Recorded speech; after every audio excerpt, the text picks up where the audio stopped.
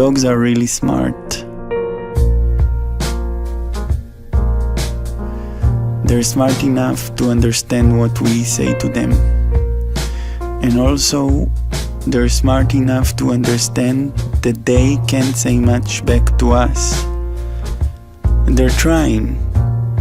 They're trying, but they're not very articulate.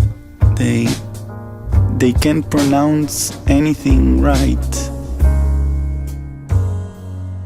They go like, and they can't say nothing. And it makes them sad.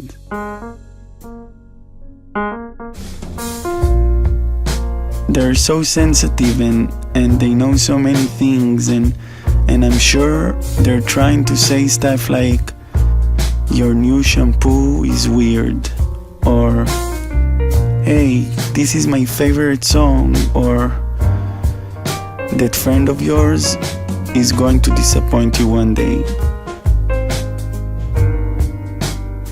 But with time, they learn that whatever they say for us sound just like barks, and it makes them very frustrated, so they give up.